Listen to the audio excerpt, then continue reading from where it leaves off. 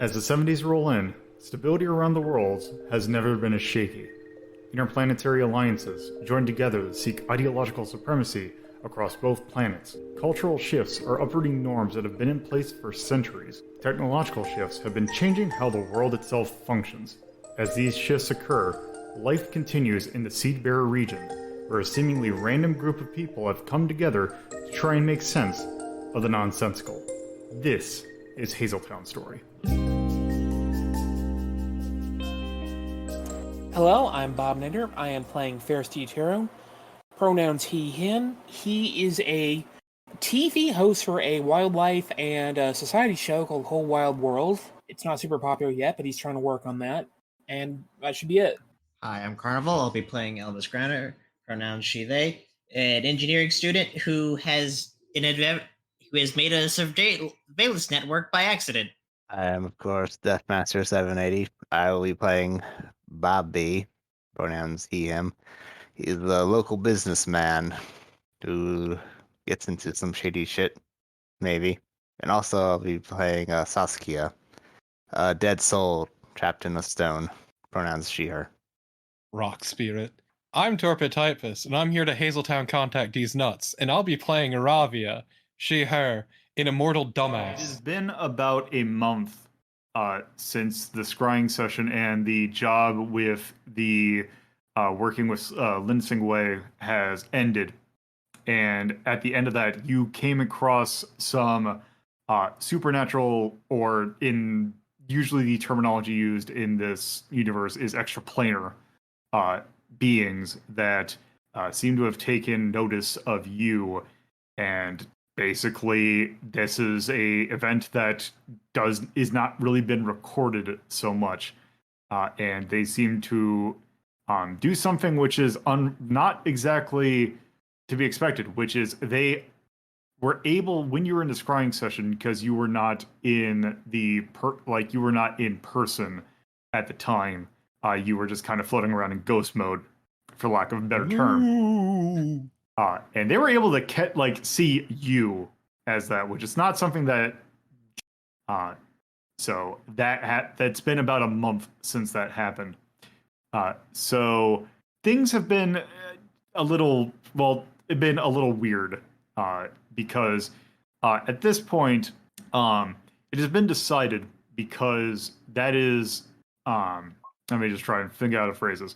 One thing that they've been trying to realize is that, especially with how your group has grown, you have now gathered multiple relics, and with how many instances of you've had in contact with these extraplanar beings, you've kind of been sidestepped along from the Reading Rainbow group, and you're kind of being put into your own group.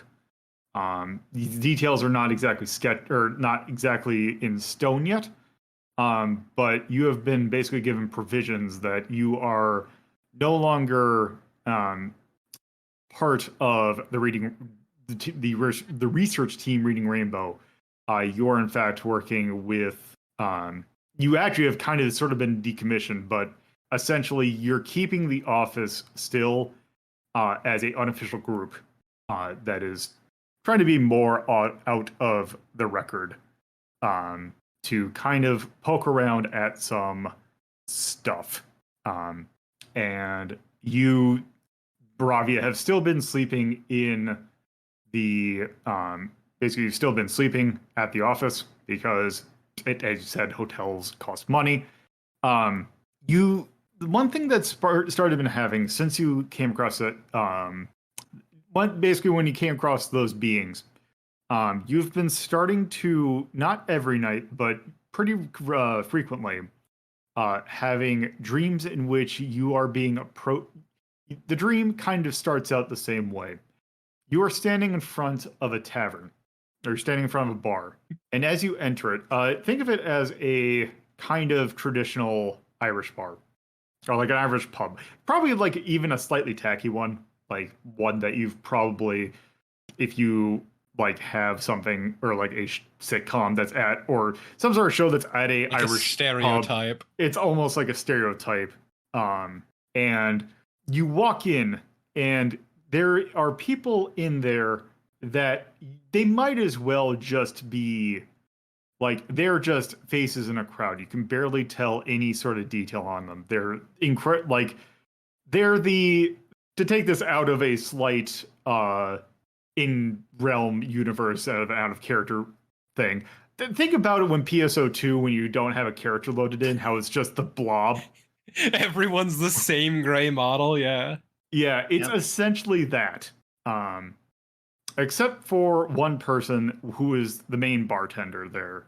The main bartender there is a let's make them a because we haven't had a whole lot of NPCs with them. Let's make them a dragon. Let's say they are about more dragons, I see. Yes, more yes. He is rather you can't quite get a beat on exactly how tall he is, but he is at least your height. So he's very tall. And he is dressed up in like, white shirt with a vest, and like he's in a bartender's outfit, and he is waiting there, seeing that you are yes, he is waiting there, seeing that you come in, and he basically looks at you and says, it's I'm trying to think how to phrase, like he essentially comes in and just or not, he comes in, you come in, and you kind of go up to the bar, and you he signals to take a seat, and basically looks at you and says, essentially looks at you and says, you haven't come yet. When are we going to actually meet face to face? And then basically at that point, the dream ends. So, man, saying you haven't come yet is sure a way to introduce yourself to a lady. This is the problem with me kind of trying to think of dialogue on the spot, because the moment that left my mouth, I realized I messed up. It's fine. Keep it in. This is gold. I left Stuart Griffin in, so I feel no, at it's that fine. point, It adds to the surreal feeling of the nonsense dream. Yeah, yes. It's also fueled by, I don't know, maybe you drank something else that night. No, the problem is he's been trying to drink to get rid of the dreams, but it hasn't worked. Yes. So yeah, you've been having that dream pretty frequently. Like, it's not a dream that obviously lasts long, but it is one that is prevalent, and it is almost lucid in the sense you can almost feel that you're there. It is incredible. It's like a melatonin dream. It is very vivid. Yeah. There's a difference. It's not lucid. It's vivid. It's a vivid dream. Yes, it's a vivid dream. I would know. I've had a vivid dream of eating a peach once. Yes, it was a good fucking peach. Yeah. It's not a metaphor. It's not like fucking. It's not euphemism like fucking Face Off. No, it was an actual factual peach. I hate that I was like Face Off. You're making Face Off jokes again. Great. So that's been reoccurring while this is going on, and essentially, as you've had the dream, would you be telling people about that, or have you been keeping that to yourself? No, I've been keeping it to myself and trying to drink it away, but it won't work. All right. So that happens, and the next day comes, and I'm just have this little intro bit be outside of the day system, just so it's a little bit easier. You wake up and you get I'm trying to think. You essentially get a message from Henry/Lolo. Actually, probably at this point, because at this point you're already neck deep. You get it from Lolo, and he says, essentially, you are hey, I think it's been a while. I think I kind of figured out how we're going to handle this. So go, if you could grab as many people as you can, then I feel like we might need to kind of not come to terms, but we need to kind of do a debriefing on what happened, because at this point we've just kind of been sitting around and not really kind of talking about what the next steps would be, and also what to likely prepare for what's about to happen. No, I was loving being miserable and drinking myself into a stupor every night for it not to fucking work. Let's go. Okay. So a meeting, I guess you try and get as many people as you can. I will get whoever is not working their fucking day job. Yes. Which also I guess happens to be the so who is representing this one? Or who is representing this meeting? I'm sure Elmas is here because she's like not mad exactly, but like super stoked that her things with the drones and the connected thing worked, but mad that she wasn't able to actually be there to see it. So she's like, okay, no, gotta be on this one now. Well, Bobby, of course. And he will host the venue. Oh, this is gonna be at the little office. Ah. And I guess Ferris probably. Yeah, I'll definitely go with him. Okay. So you all get into you all come to the office, and you basically get as you're there, you get a knock on the door that basically once realize that everyone's in, you kind of let Lolo know. You know what? In hindsight, maybe. Yes. Go on. Fun thing, actually, about this is a thing to consider, future GMs who are listening. Maybe having a character sharing your thing is a little weird to discuss. Maybe. Let's just call him Henry. Yeah, let's just use Henry. To be fair, I figured that's just I just figured my characters just did that out of we just keep switching It keeps the identity thing safe, I guess. So Henry comes in and sees that you're all there, and he goes, "Well, so I suppose that I probably owe you a little bit, or probably should give a little bit of a heads up for what's going to happen. I'm going to I'm not going to beat around the bush.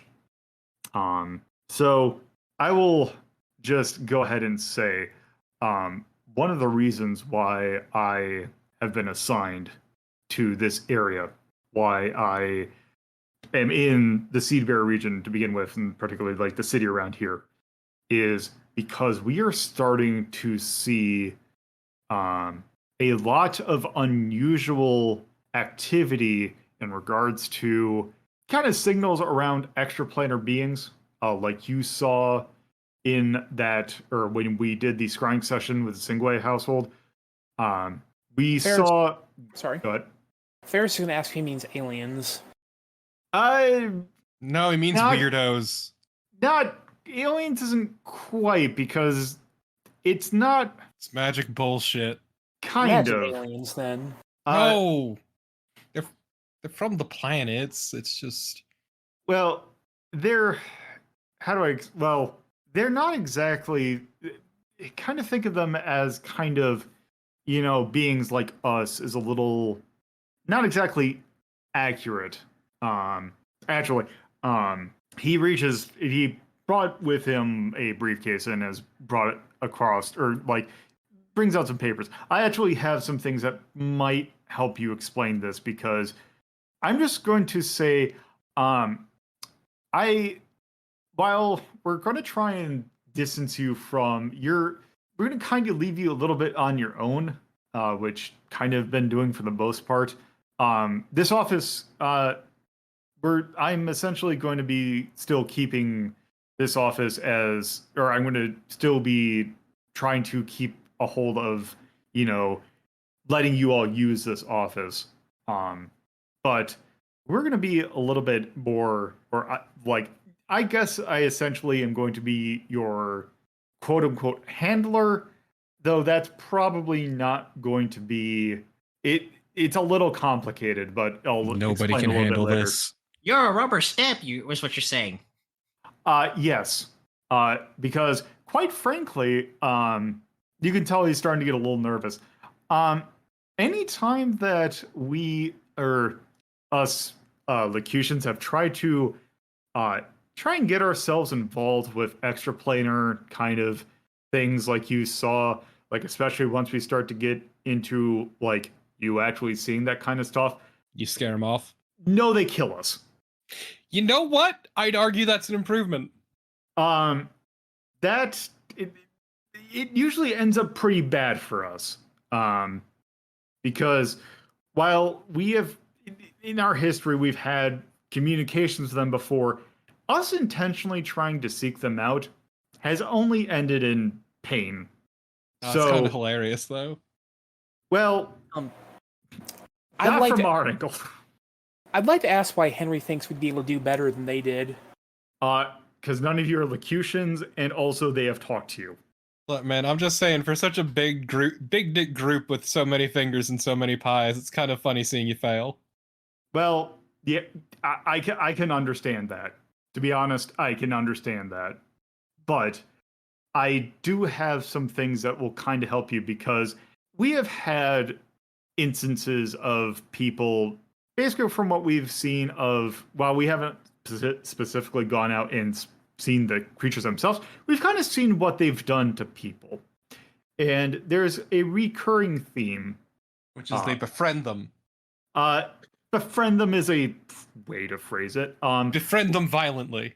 It depends upon your interpretation of the person, but they're persistent. So are you. What's your point? Well, the point is that I'm just going to give you some help to kind of give you what I have kind of studied on this before, and then I'm going to say they're probably going to try and get a hold of you directly, and I'm going to say it's probably going to be from there. If you decide to go off on your own, all your own merry way, so be it. But if you do need a point of like help here, I can kind of give you like some sort of help in that case. But you might be more or less on your own, or go from now on. So who's signing our paychecks now? Bobby, who's been unusually quiet this whole time, stands up and says, "I'm guessing that's probably me." Well, it depends upon how it goes. There are cases of there being organizations that have kind of you might be in contact with going forward. If you do need to, if you have something that you want to look at, we can maybe help fund some of that, depending upon what it is. So funding, it's all kind of all up in the air right now. Until we get more of a you solid don't get that contract. excuse. I need fucking pay. Well, Luckily for you, Bobby is a man who always pays his employees. I don't like my checks covered in grease. Well, it's either that or no checks, my dear. Ugh. Well, in fact, you know what? Here. He reaches into a pocket, pulls out his wallet, and just pulls out the $100 and hands it to Ravia. There's a starting bonus. I feel cheap for some reason. Well, that's on you. She just puts it in her jacket.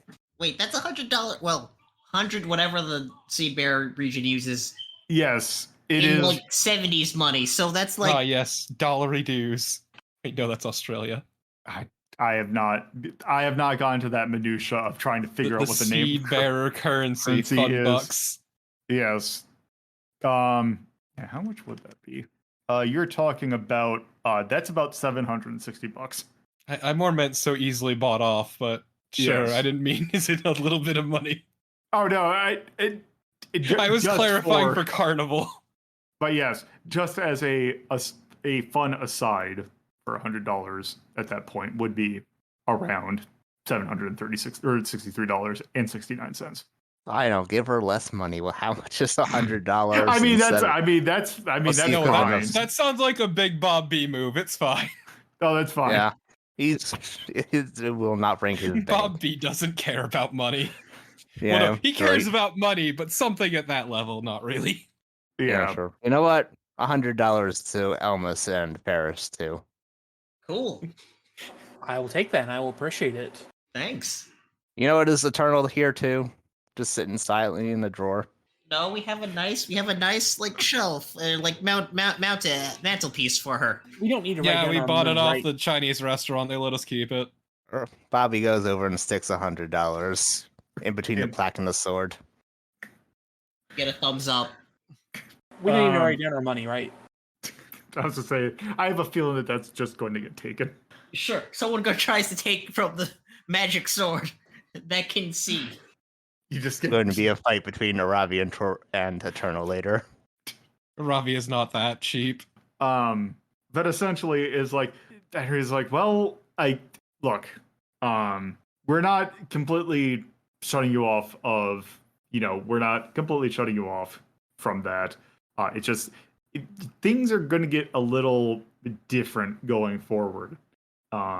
You're probably likely going to be running into more odd situations that who knows what the pay situation might be. That being said, if it is something within our grasp, then we can commission you to look into that and make sure that you have the means to do so. Good. Also, could we like expand the office, or could I at least get like a mini fridge? That a mini fridge can be arranged. Thanks. Henry looks down at the paper that he has. Doing a little bit of digging about, because unfortunately, when you came across the beings at the Singway Manor, the beings did not essentially caught on to the fact that we were like what you were all doing, and essentially put up a field that kind of made the recording more or less useless. Sucks to be you. But that didn't exactly. You kind of described what the beings you looked, or like you essentially described the beings that you came across. So I've been doing a little bit of digging into any repeated counts, because another thing that comes across more often with like these sort of extraplanar beings is they tend to not stay in one form that long. However, there are some recurring motifs. We don't exactly have specific names for that, but one thing that did catch our eye, and that's something that's been consistent throughout the years that we have been doing this kind of research, is especially nomenclature. You kept on, or he looks to Robbie. You've essentially, when they talk to you, I believe, phrases like, say, mother and a number, and talking about maybe 4 and a number were brought up. Yes. We don't exactly know what those specific terms mean, but that is something that has been consistent, and that is referring to some sort of. Henry looks to kind of think about how to describe it. That is certain call signs that they use to, I am guessing, whatever organism or organization is more at the kind of the helm of like a higher sort of extraplanar being. So if you are likely talking to, say, in fact, I believe that he looks to Ash, and he says, "You used to have that the being that was in your necklace, that is, well, no longer here. In that recording you mentioned, there was a being named Herman, like just named themselves Herman, that was kind of a solemn-looking ape man that referred to himself as 4-2. We believe that you likely were dealing with a higher up in whatever extraplanar organism or organization is kind of responsible for a lot of contact with beings on in this plane, and likely you mentioned that you were referred to as Mother 4, correct? Yes. We don't know exactly what that specifically means, but it is a consistent term that has come across throughout our or like throughout our kind of talking, gathering research about people who have had similar experiences. That's great. I'm glad you have nothing new. Well, it's well, kind of the problem is that kind of finding this information from reliable sources a little bit. You're dealing with a lot of hearsay and trying to parse out whether or not people's experiences were something, well, let's say more lucid or maybe even delusional. So we do know that these mother beings are rather consistently of note to them. So that's something to note, which is also likely how. Have you had any particular dreams recently or visions of that seem very vivid? Yes, and it's fucking miserable. What do you see in those Faceless people. visions?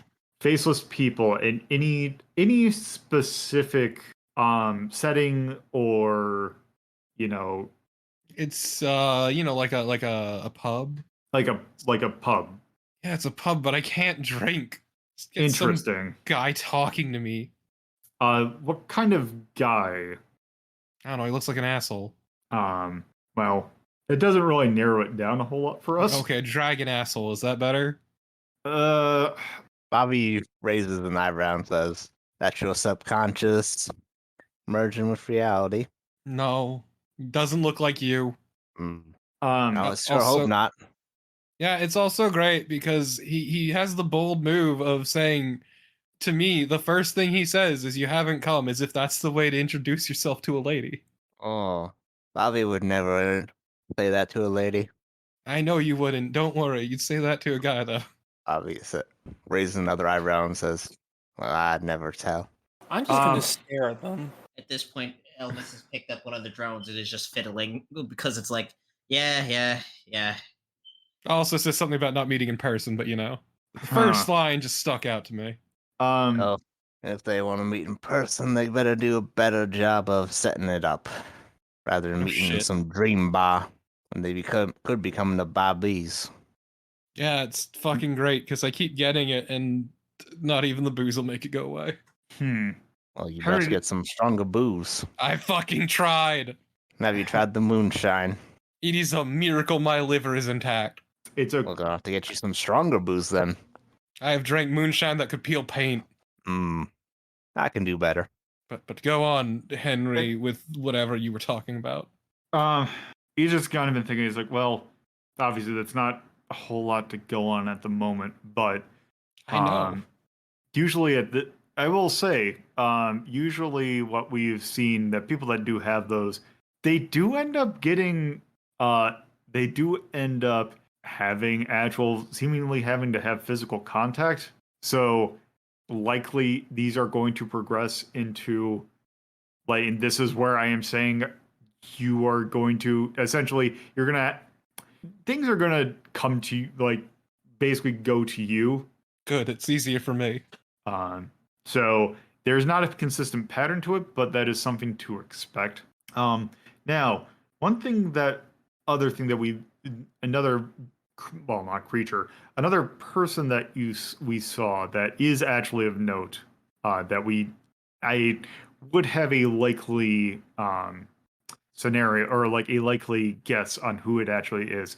You saw another person there, a lion man with a basket-hilted claymore, I believe. Yes. White-haired lion man, and I believe he's pure white, yeah. and mentioned that in discussions with 4-2, let's call them, or Herman, I believe they referred to them as, they referred to them as a father 5, I believe, or it's from your what you have told me. Yeah, I mean, also, if it helps at all, he kept complaining that I wasn't just an observer. Well, we do have a consistent testimony on who that person might be, because he is actually a person of interest in our research, actually, and me being here, because he is actually someone who is actually kind of, if it is in fact the same person, it is someone you may or may not want. Well, he is a person of interest, let's say. Namely that he's gone by a couple other aliases, but recently he has kind of been more brazen in taking one sort of identity to kind of almost in a like showboating nature, to kind of, show off that it is this person. We believe that he might be a man by the name of Lionel Fahrenheit. Really, a lion named Lionel? Oh, God, no taste. Look, this was a Ferris is going to say that name sounds familiar. Wasn't he involved when we were looking up Cygnus? That was her name, right? as a matter of fact, yes. Mr. Fahrenheit is in fact the person who is believed to be the head of. You have had many contact with what we've kind of referred to as the constellation cults. Your Cygnus, your Cassiopeia, your Orion. As we've kind of come across a few of those.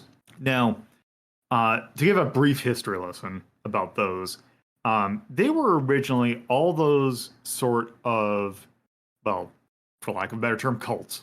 Were part of one singular organization that the organization was essentially was Olympus. That was trying to, get into contact with extraplanar beings. There has been a schism in that group, which has caused, splinter factions. From what we know, that there are two major factions. There are the current Olympus, or the ones that are more allegiant to the main Olympus kind of cause. These are your Orion and your Cygnuses. The ones who are more generally not up to no good. They're not up to anything good. Whether it be, standard crime or, leading in, supremacy and all that. Just generally up to no good. Trying to cause havoc in order to get a response from these beings. You do now, however, have another group, which is the Splinter faction, which is more trying to do or less the same things, although in a more, let's say, less disruptive fashion. That group being referred to as Terra Nova. And we believe that Mr. Fahrenheit is the leader of Terra Nova.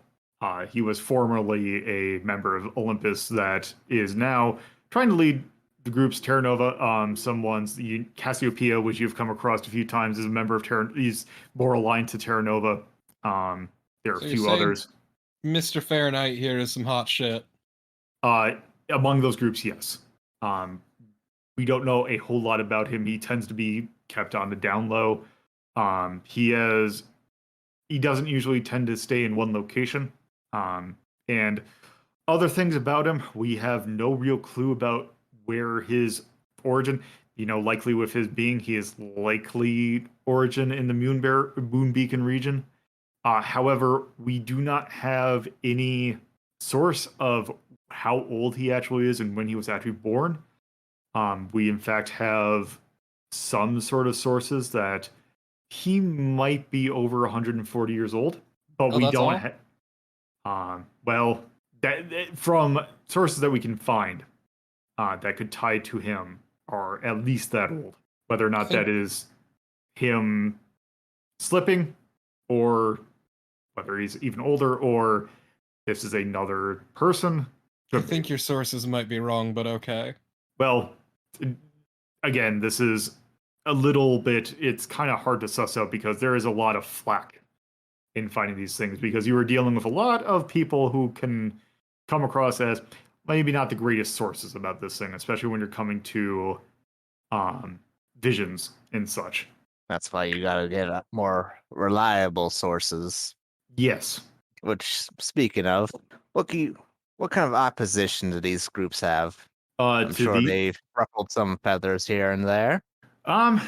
Well, in terms, a lot of these groups, especially Terra Nova, and like you've come across Cassiopeia. The main opposition they have are, more local law enforcement for, dealing in things that are, controlled substances and all that. I don't get a whole lot of opposition here. You do have people like Orion and Cygnus who have been causing major problems. Those groups have been targeted by groups. In fact, Terra Nova has their own specific group, which has been known to cause some heated conflict between the Olympus groups that they call Libra. That was originally part of Olympus. That was basically their, hey, let's tie these groups together, which is now kind of almost turned into a, let's say, hostile towards those groups. Bobby smiles a not very nice looking smile. And anyone else? If you're applying that, if they are in conflict with, say, more organized groups of a more or less legal situation, it depends. Depends upon what the group's aiming to do. Olympus tends to go with more bolder organizations, or more, let's say, groups that could get a little bit more of a national rise. They are more targeting, more vulnerable kind of populations, specifically to get a more, mainstream panic. They likely are not in opposition with like other sort of, for let's just say, extra legal groups. Though it depends upon if they are conflicting in terms of maybe some sort of side business that they're using to get funding. It's really that mostly is the conflict if they have any with other groups. I see. If that answers your question. I believe it does. So what are you saying? Is our basic job here is to go find whatever house this Lionel person has and bust down his door? I don't think that finding Fahrenheit is going to be a worthwhile option, because I feel at this point you'd be kind of going down a goose chase. What's likely going to happen is there is an extraplanar being that is going to likely come to you. Either that, or someone who is in this plane, in the physical plane, acting on their behalf. God, imagine being such a loser that you need a middleman. Ferris asks what they should do when he gets there, this middleman. Well, likely for the most part, they tend to not be hostile. They're not hostile. Could they stop with the fucking dreams? Well, those will likely stop when if you're yes, that is like as much as hostile they'll get. They will be very persuasive. I'm going to suplex that son of a bitch into the ground the second I see him. Well, yes. I'm sure they understand that you'll probably be slightly miffed at their actions, but unfortunately, with them being mostly trapped in the plane that they are in, they really don't have. They can't. It is hard for them to, cross, like, get your attention pretty much any other way. So fucking tight. It's not even an interesting dream. But it's what? Yes. They could at least make it fun, but no. Well, yes. So likely you're going to probably be receiving. You are going to have some sort of contact. Whether or not it is, sometimes it is subtle. They have found there's been cases where they have, slipped letters under door as discreet as that. They tend not to make direct contact. Like, you're not likely going to have someone knocking on your door. Because one other thing that I should make note of for you is if they can, influence your dreams like that, they know where you are. Just putting that out there. Okay. Unfortunately, I don't have until we kind of figure out which being is kind of getting in contact with you. There's not really much specific I can do, but just know this office is open if you need it. If you need support, you have it.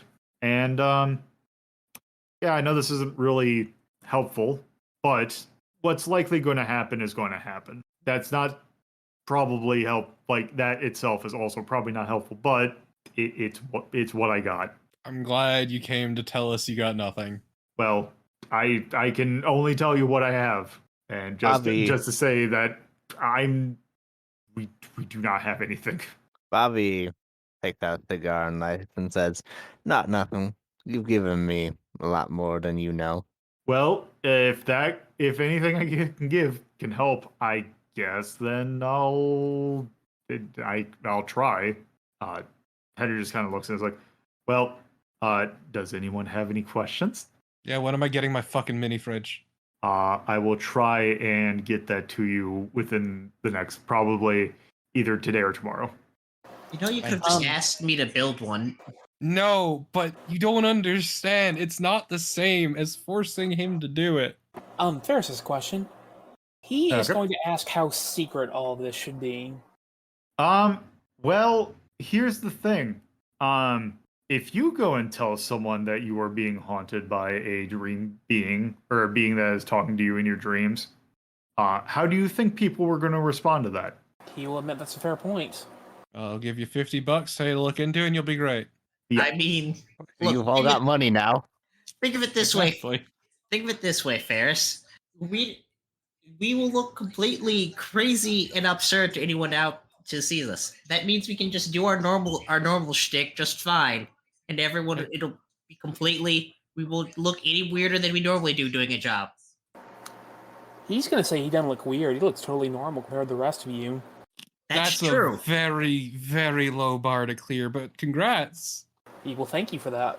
Sorry that you felt the need to compare yourself to Elmas of all people. Bobby just shakes his head in dismay and says, "This is why your show's not doing well, bud." He's just going to give Bobby a look. Yeah, it's true. There's not enough blood sport. All Anyway, right. We're good. Go ahead. You said I think we're good? Yeah. So if that Henry says is I have research into this. If you have any specific topics, I can whip something up if you need it. But Yes, if we have any specific topics, you can tell us a whole lot of nothing again. Sure. well, one thing I can at least give is the generalization of like patterns that we see. I might not be able to tell you specifically what you're dealing with, but I can tell you the patterns that we have seen with them, and just generally what to expect. Because there's been cases of, different sort of, experience with, extraplanar beings, especially ones of the magnitude that you've come across. Because you've come across sylphs, you've come across nymphs across this, you've come across relics, you've come across automatons. You've come across a lot of different. You've come across hybrids.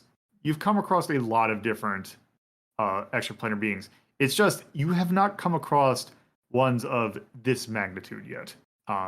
Where that sort of cases we are doing a lot of connected hearsay. So I can help you with that, or with patterns. It's a little hard to understand what ones you're dealing with until we actually come across it a little bit more. Fair enough. So, anyone have any idea where we start, at least? Bobby has a few. I mean, it sounds like we need to go rip up some cults. Something like that. But I have some other ideas. So yeah, I guess let's go. Oh wait, do we ever find the people that? I know that Elvis wasn't there, but do we? This wasn't out of character, but like, do we have the contact information of those people that we met when we were in found the weed? Are you talking about like? Ethiopia. Yes. I mean, Yeah, we could just drop by the club again. That's right. Okay. You do have contacts in that cult. You also well, no. I was about to say you could contact the people that you helped from getting kidnapped, but you actually never talked to them, so they wouldn't know who you are. Yes, they never actually met in the real world. So it'll be a very awkward conversation. So going back in terms of who you would know, you would have access to people who are in Cassiopeia. Let me go in my handy dandy NPC directory. You have, where are you? Oh, you have that group. Yeah, that person that you just didn't straight up meet. Man, I'm just looking at this list and seeing the people that just have not come up like at all. Oh god, yeah. Oh yeah, he never showed up either. Oh god, where is his name? I really need to color code this by which arc, because especially that arc had a lot of people. Was it? Yes, it was Ember. Was his name? Who was the head of or the owner of the Dancing Queen, who was a member of that cult. Also, I wonder if I should make a note of the guy who had ownership of the Thousand Voices. I should probably put former owner of that club. Oh, the guy we busted. Yes. I'm trying to see if you have any other contacts, because I think the Joes were just one of them was collaborating or just had a friend who was a collaborator of one of the things, but wasn't actually a member of that group. I was just gonna go to Jonesy because the biggest in is Oh yeah, I mean yeah, you have competition. I mean yeah, you have your contact, but I'm just saying for the rest of the group, who else they might know. Yeah, because all the other Cassiopeia members you never actually met. Oh, we can get contact. Yeah. Yeah. So at that point, does anyone have anything else for Henry? No, not really. I just want my mini fridge. So at that point, I guess with that, Henry just kind of waves and just kind of heads out. So right now, good. What an unhelpful chap. Thank you for listening to Hazeltown Story. If you would like to get updates on this show and many other shows hosted by me, LoloDePuzlo, you can follow at Hazeltown Story on Twitter, and if you would like to get to know me, or from a personal standpoint, you can follow my personal Twitter, at LoloDePuzlo. If you would like to watch this be recorded live, you can go to twitch.tv/LoloDePuzlo and follow the channel for notifications of when this show, as well as other shows like Retro Rank Rhapsody, are being recorded. If you would like to add this podcast to your podcatcher of choice, you can search for WLDP Hazeltown Radio and find us on most major podcatching search engines. Or you can manually add rss.hazeltown.life to your podcatcher. Thank you for listening, and I hope you come around for the next episode.